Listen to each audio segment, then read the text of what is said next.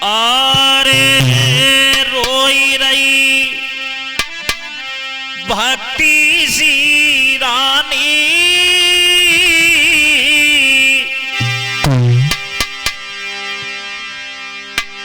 आरे रोई रही भक्ति सी रानी,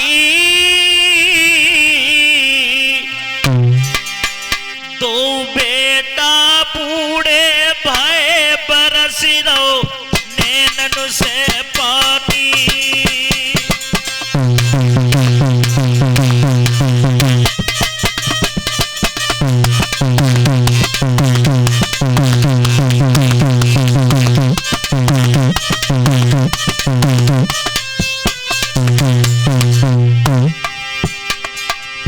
भक्ति मैया बालकों के बुढ़ापे को निहार करके रोने लगी। आरे करम ले गयो लपेटा है,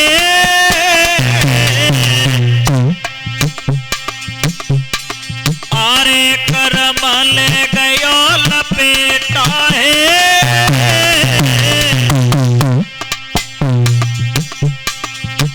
अब मैया रही जवान बुढ़ापे में गिरिया है बेटा है।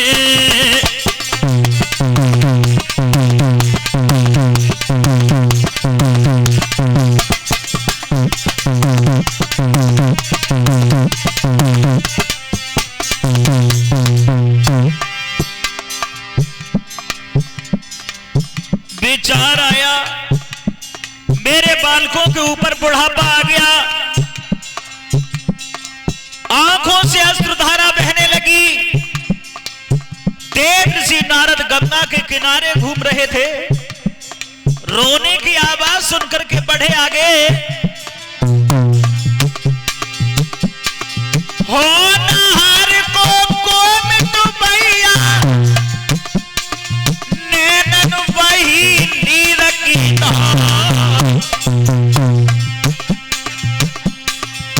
आवाज रोवन की जब आई, नारद मुनि ने करो विचार।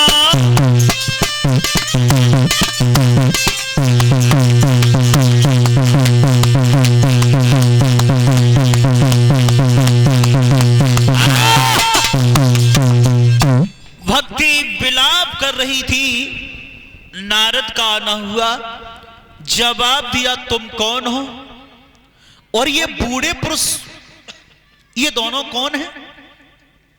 भक्ति ने रोना बंद कर दिया और हाथ जोड़ करके कहा बाबा मेरा नाम भक्ति है और ये दोनों पुरुष मेरे लड़का हैं, इनके शरीर पर बुढ़ापा आ गया है, इनके बुढ़ापे को निहार निहार करके मैं रो रही हूं। नारद बोले बस इतनी सी बात? भक्ति अगर तुम्हारे दोनों बालक पुनः जवान हो जाएं तो? ऐसा जब ये सुना कि पुनः जवान हो जाएं तो मैया को ऐसा प्रतीत हुआ मानो संसार की संपदा गोदी में आ गई हो। बाबा क्या मेरे दोनों बच्चा जवान हो जाएंगे? बोले हां। नारद ने वचन दिया, नाना प्रकार से यत्न करते रहे लेकिन बुढ़ापे से जवान अवस्था में नहीं ला पाए।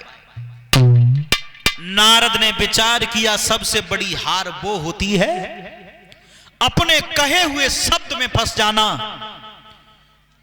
निराश होकर के लौट करके चले।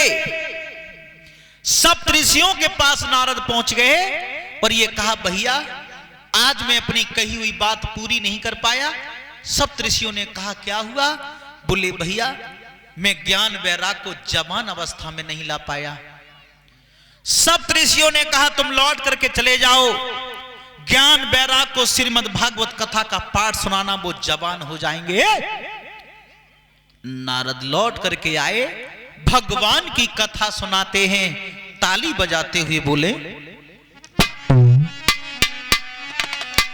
आर ले चली अपनी नगरिया बंसी वाले समरिया।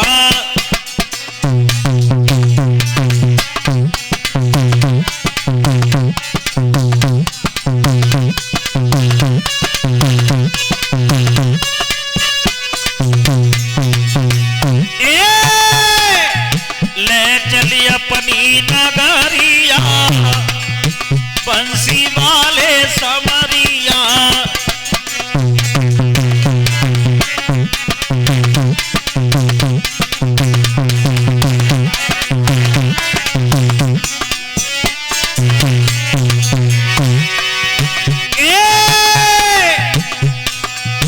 नदिया गहरी नाव पुरानी,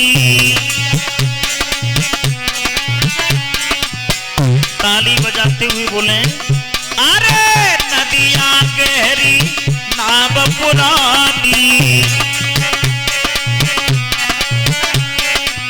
हे बनहारो है अज्ञानी।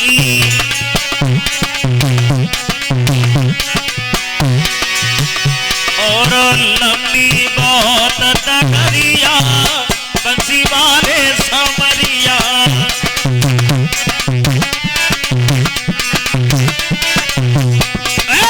ले चली अपनी नगरिया बंसी वाले समरिया।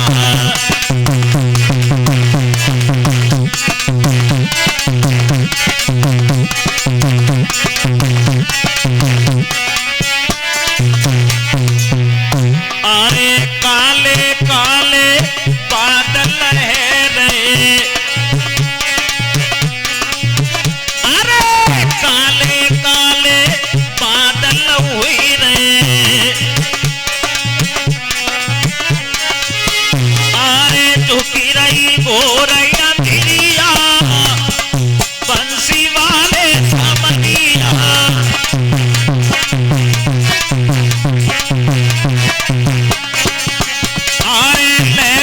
अपनी नगरिया बंसी वाले समरिया।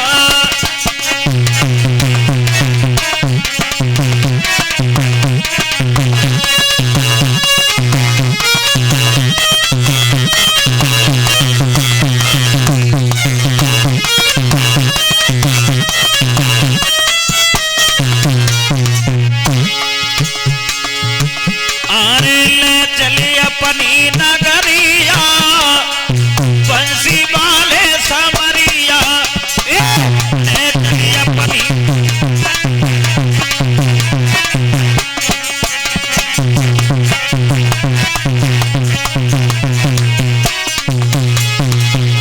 अरे काम क्रोध मद लोभ लुटेरे, काम क्रोध मद लोभ लुटेरे। जन्म जन्म के बैरी मेरे,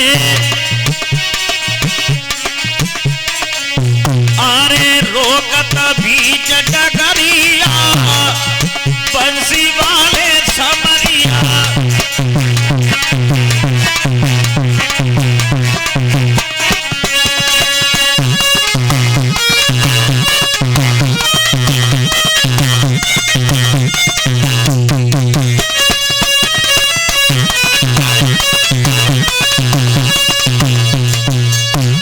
बोलिए गोविंद भगवान की। नारद बाबा भगवान की कथा सुनाते हैं। ज्ञान वैराग पुनः अचेत अवस्था से चेत अवस्था में आ गए। प्रथम बार ज्ञान वैराग का उद्धार हुआ। दूसरी बार सर्वोत्तम नगर के बीच में आत्मदेव नाम के ब्राह्मण निवास करते थे। इनकी पत्नी का नाम था धुंधली। धीरे धीरे समय गुजरता चला गया। धुंधली के आंगन में कोई संतान नहीं हुई। शरीर पर बुढ़ापा आ गया। आत्मदेव ब्राह्मण मन में विचार करते हैं, संतान पैदा नहीं हुई तो एक विद्वान ने सलाह दी है, तुम गाय का पालन पोषण करो, तुम्हारा वंश आगे चल जाएगा। गाय लेकर के आए, लेकिन हुआ ये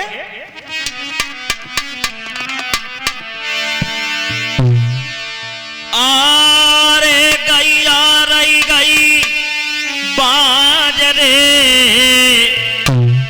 विधि गति नाय काऊ जानी।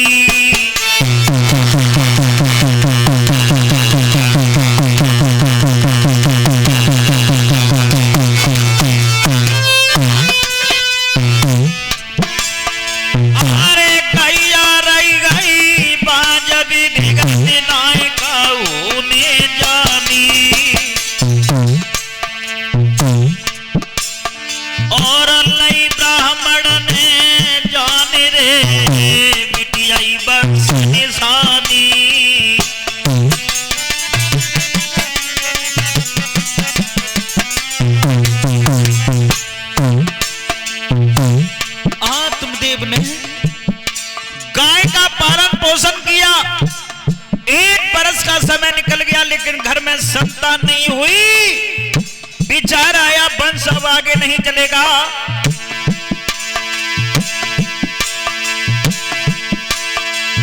अपनी नारी से समझा करके बोले, मेरी नारी के तेरो घर तज जाओ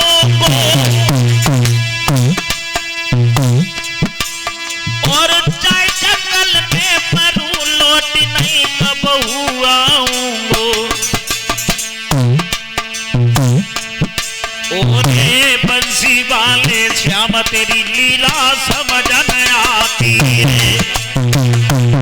ओरे द्वारिकाधीश के श्याम तेरी लीला समझ न आती है।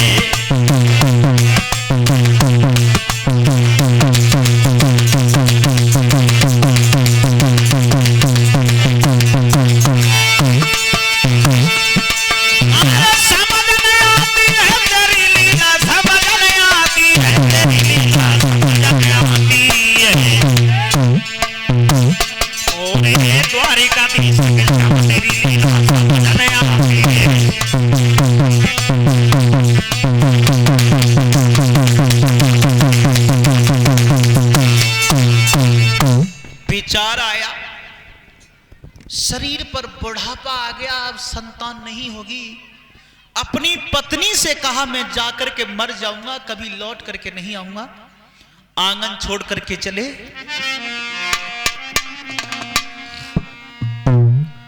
धीरे धीरे चली गए,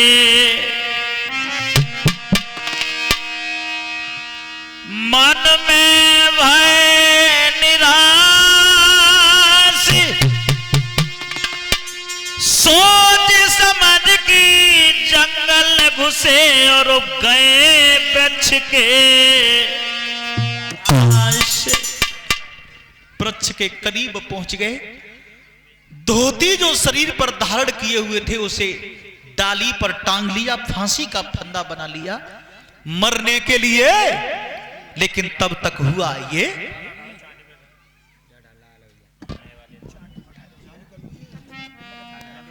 ऐसा हुआ एक महात्मा का आना हुआ जंगल में। फांसी का फंदा निहार करके महात्मा बोले, तुम कौन हो, मरना क्यों चाहते हो? तो आत्मदेव ने बताया, मेरा नाम आत्मदेव है, घर में संतान नहीं हुई इस वजह से मरना चाहता हूं। तो ब्राह्मण ने झोली से फल निकाल करके दिया और ये कहा, महात्मा जी ने फल दिया, ये कहा तुम घर चले जाओ। और बोले, आरे जा फल को ले जाइयो और ब्राह्मण पति लिए जाई खवैयो।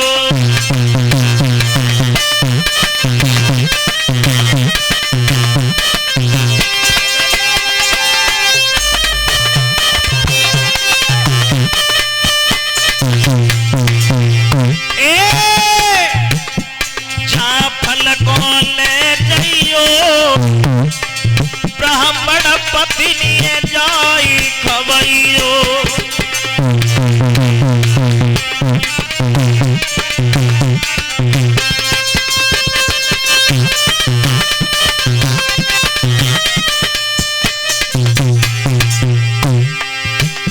अरे जाफल को रनिया खाई लेगी,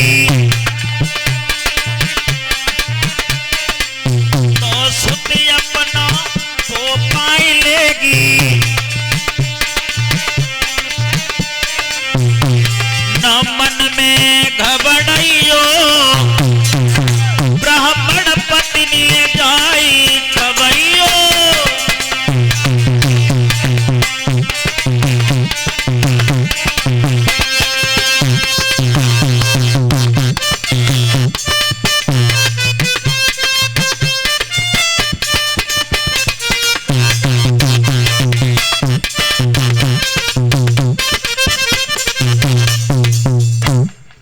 आत्मदेव ब्राह्मण से कहा, ये फल